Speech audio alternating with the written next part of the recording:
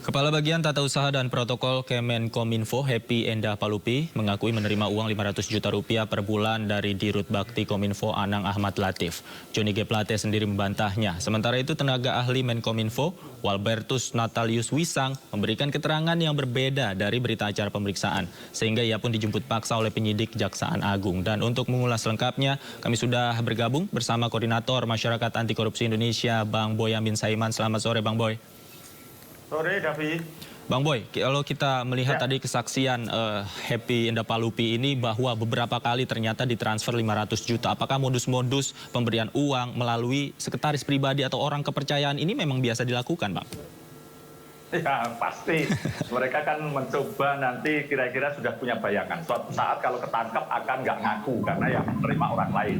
Macam-macam lah, ada sopir, ada OB kalau dulu gitu. Bahkan dulu office boy aja dijadikan direktur dalam sebuah perusahaan kontraktor kan itu kan supaya si bos-bos ini seperti tidak akan tersentuh kan gitu. Jadi ya itulah modus-modusnya David. Baik. Bang Boy ditahan sebentar, nanti kita lanjut diskusinya. Namun sebelum itu kita memiliki informasi lain berikut ini.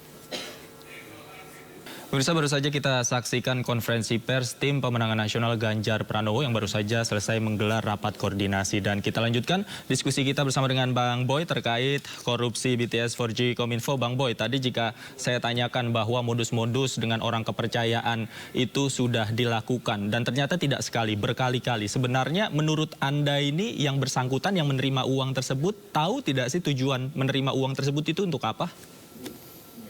Sederhananya, David, mereka-mereka yang menerima duit itu kan kalau tidak ada perintah atau suruhan atau arahan atau apapun, isyarat apapun, pasti mereka juga nggak akan berani nerima kok duit-duit itu. Dan kalau tidak ada komunikasi tingkat tinggi juga nggak mungkin diserahkan pada orang-orang yang menerima level bawah itu tadi. Gitu. Jadi ya sudah ada komunikasi, oh nanti serahkan aja pada komunikasinya ini, yang disuruh siapa, gitu, yang terima siapa. Itu.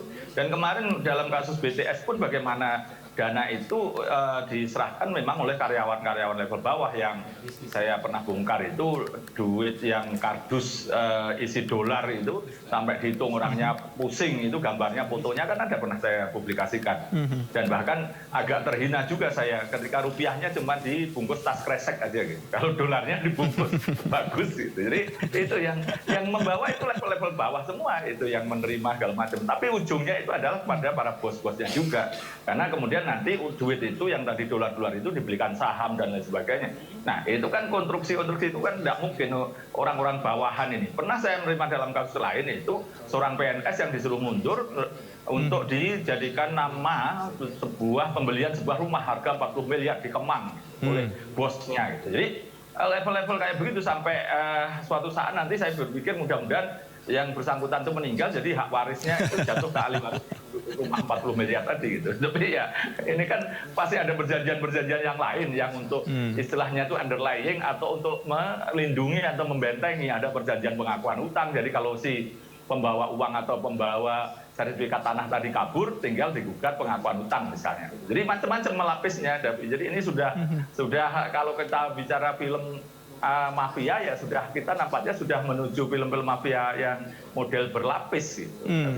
Meskipun keterangan saksi tadi dibantah oleh Johnny G. Plate ya bahwa tidak merasa pernah menerima dari yang bersangkutan, padahal itu notabene adalah orang dekat ya Bang Boy.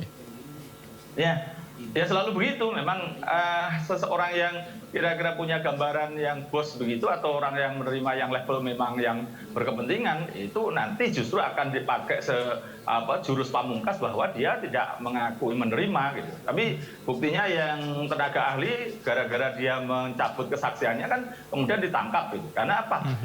Bagaimana mungkin seorang yang tenaga ahli levelnya berpendidikan tinggi tanda tangan kemudian dengan enaknya mencabut tanpa ada alasan ditekan atau dia hanya khilaf gitu aja istilahnya, kan artinya hukum tidak akan membiarkan orang-orang bermain seperti mengkadali hukum gitu. Jadi ini saya salut kepada Kejaksaan Agung yang kemudian melakukan langkah tegas berupa menangkap yang bersangkutan gitu.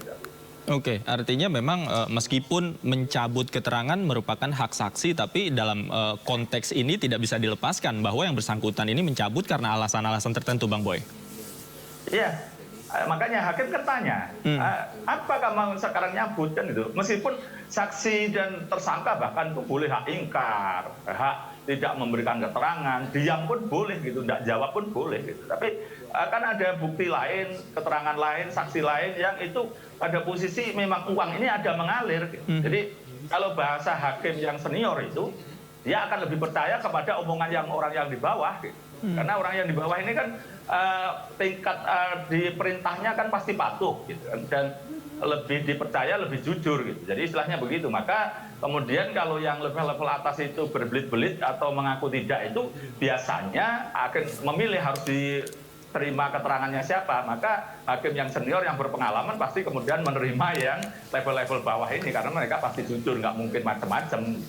Oke, yang menarik kemudian tadi juga dalam keterangannya bahwa yang bersangkutan ini si Happy ini dikatakan diberikan insentif, iming-iming insentif oleh Johnny G. Plate karena pandemi begitu. Artinya ketika misalnya satu praktek memberikan insentif ditemukan kepada beberapa orang, bukan tidak mungkin modus pemberian insentif ini juga diterima oleh banyak orang-orang dekat Johnny G. Plate, Bang Boy. Iya.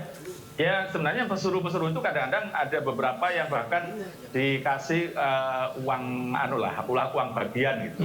Misalnya pernah 100 juta dikasih 1 juta. Tapi kadang-kadang ada yang 200.000 juga gitu. Jadi nah orang-orang begini kan memang memang dia pasti posisi takut dipecat atau takut diberhentikan kalau dia tidak patuh. Kedua kemudian ya ditambah kadang-kadang ada insentif, mereka kadang-kadang ya apalah menerima bagian-bagian yang tidak banyak. Jadi prinsipnya mereka tetap patuh dan karena apa ya takut dipecat atau takut dipindah atau takut ya hal-hal yang lain lah kira-kira dipindah ke tempat lain yang nggak enak misalnya begitu. Jadi ini yang level-level begitu psikologisnya ini kan seperti istilahnya sederhana, psikologis kamuflase istilahnya yang diberikan tadi seakan-akan perintah-perintah yang benar gitu kan.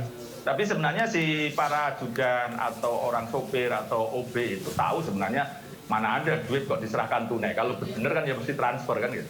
Itu sebenarnya, tapi ya karena disuruh takut dipecat maka tetap dijalani.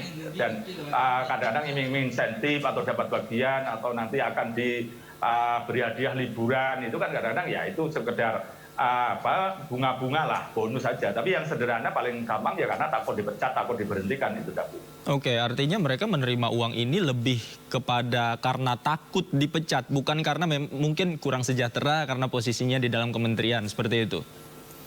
Iya, berapa sih uang insentifnya juga nggak akan banyak pasti kok gitu loh. Setahu saya paling-paling nggak sampai 1% kalau dapat itu, kecuali kalau level kedudukannya tinggi gitu kan. Kalau yang disuruh ini selalu kecil level dapatnya gitu. Ya sebenarnya uang bensin aja kalau dihitung-hitung, karena prinsipnya orang korupsi itu tanda kutip mohon maaf ini pelit gitu, tapi jadi nggak akan ngasih bagian banyak lah kepada yang disuruh-suruh itu. Oke, Bang Boy, terakhir, jika memang keterangan dari saksi ini kan menjadi cukup penting bahwa sudah berkali-kali uang ini diberikan, apakah jika memang yang bersangkutan ini mencoba untuk berbohong kepada hakim, kemudian mencoba menutup-nutupi, dari mana kemudian hakim bisa masuk untuk mengungkap seterang-terangnya bahwa modus ini betul-betul dilakukan?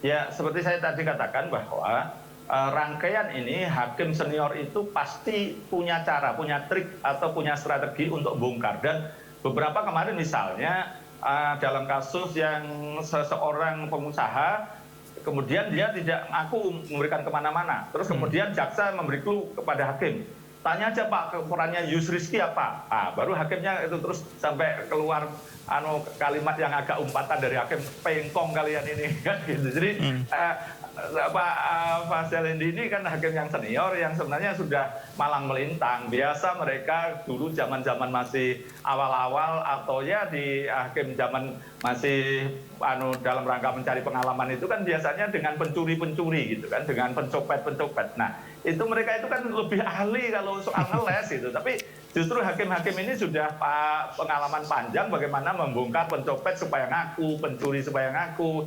Karena kan prinsipnya ya seperti orang mengatakan mana ada maling ngaku kan gitu kan. Tapi justru ketika sebenarnya bahasanya lebih mudah untuk membongkar modus-modus ini kasus korupsi karena rangkaiannya ada, kewenangannya ada pada pejabat-pejabat tersebut atau pengusaha-pengusaha tersebut. Dan sebenarnya kalau bahasa oleh hakim-hakim senior itu lebih gampang membongkar kasus korupsi daripada kasus maling ayam. Gitu. Jadi punya trik dan punya strategi, saya hafal lah itu karena terbiasa untuk melihat persidangan bagaimana hakim-hakim yang menyidangkan perkara remeh-temeh, yaitu penganiayaan, pencurian, ya atau hal-hal yang kejahatan-kejahatan orang yang lapar sebenarnya mencuri, itu hakim-hakim itu punya trik gitu. Dan saya kadang-kadang ketawa dari cara membongkarnya itu ya. Ada kadang-kadang dirayu, kadang-kadang ya ada yang dengan insentif nanti kamu akan saya ringankan gitu-gitu, model-model akhirnya ngaku semua gitu. Jadi sebenarnya gini, penegak hukum pun itu punya rasa yang kira-kira tidak akan jahat, tidak akan kejam terhadap orang-orang yang sebenarnya tidak melakukan perbuatan melawan hukum.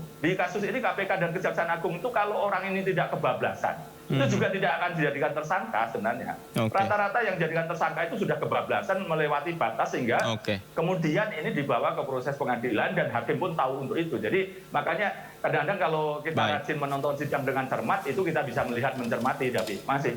Oke, baik. Artinya ada banyak cara untuk berbohong, tapi juga ada banyak cara untuk mengungkap kebohongan itu ya, Bang Boy. Oke, Bang Boy, terima kasih banyak atas waktunya sudah bergabung bersama kami di Sindo Sore. Selamat sore, sehat selalu, Bang Boy. Sore.